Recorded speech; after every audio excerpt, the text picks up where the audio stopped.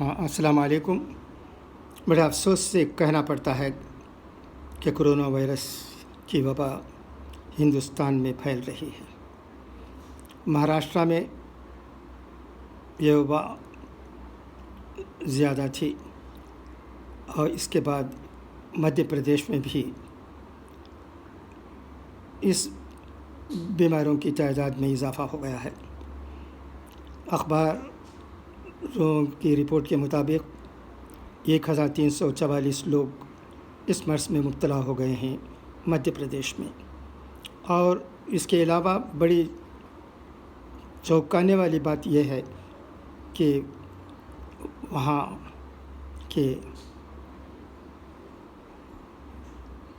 89 health officials, میں پھر repeat کرتا ہوں، 89 health officials including principal secretary of state health department Pallavi Joshi اس مرض میں مبتلا ہو گئے ہیں۔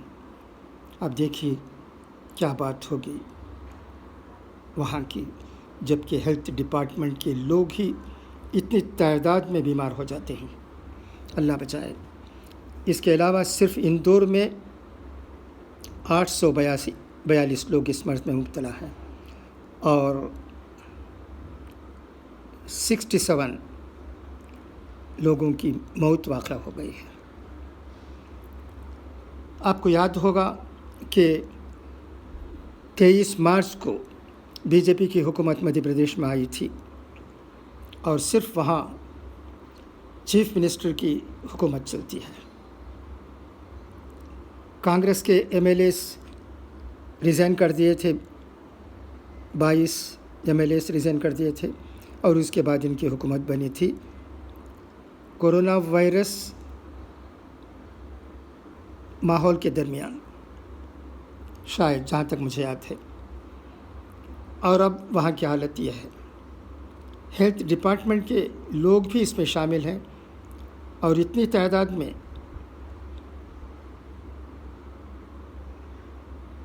لوگ بیمار ہو جاتے ہیں تو وہاں سدھار لانے کے لیے بہت ہی محنت کرنے کی ضرورت پڑے گی۔ یہ کام کرنے کی وہاں کی حکومت کو ضرورت ہے۔ مگر ذرا خوشی کی بات یہ ہے، مدراس سے آ رہی ہے، یہاں doctor R Narayan Babu D M E government Omandurar medical college کے اور ان کی ایک ٹیم نے یہ کہا ہے کہ وہاں علاج پاتے رہے 30 لوگوں کی صحت اچھی ہو گئی ہے اور وہ ڈسچارج ہو گئے ہیں۔ یہ بہت ہی خوشی کی بات ہے۔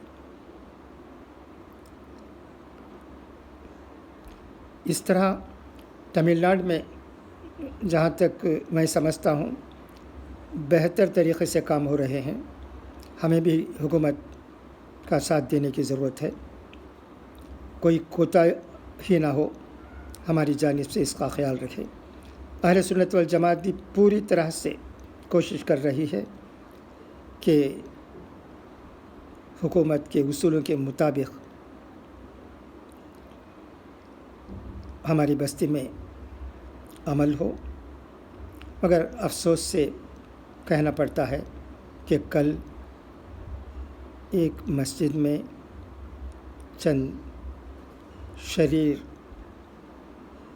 لڑکوں کی جانب سے نماز ادا کی گئی ہے۔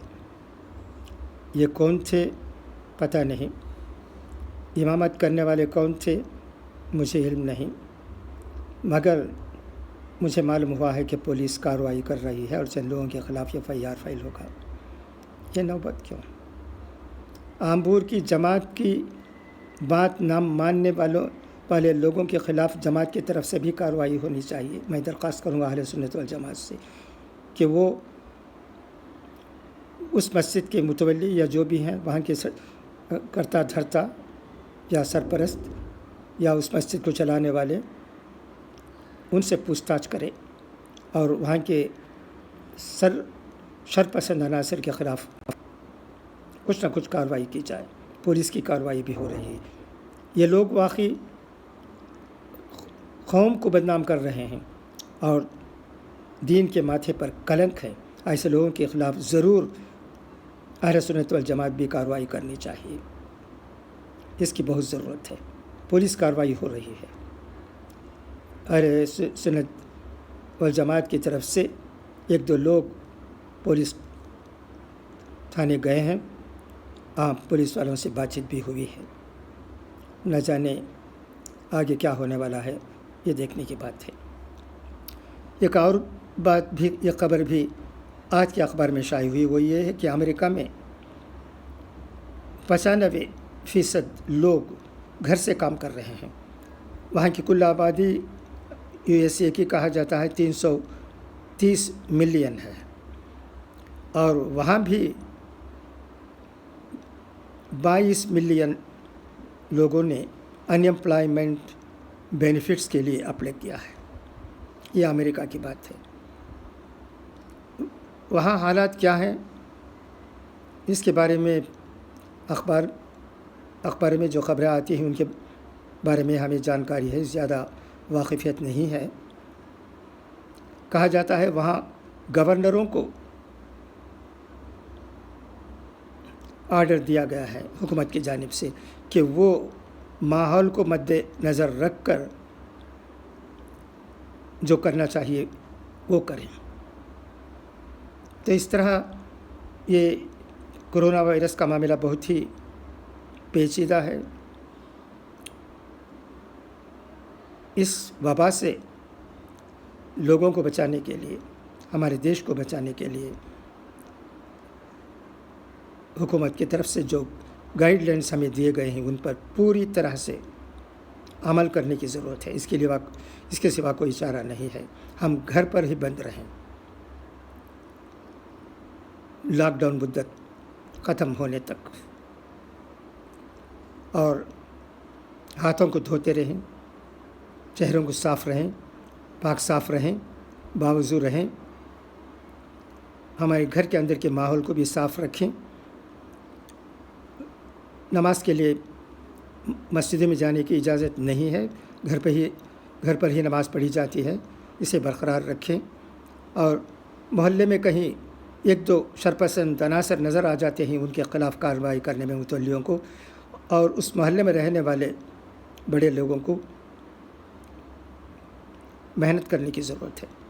آج یہی وقت کی ضرورت ہے، یہی ہماری قوم کو اور اسلام کو بچانے کا طریقہ ہے بدنام ہونے سے۔ گروپ میں رہنے والوں سے میں درخواست کرتا ہوں کہ وہ حد الامکان لوگوں کو سمجھائیں بجھائیں کہ ہمیں کیا کرنا چاہیے، کیا نہیں کرنا چاہیے۔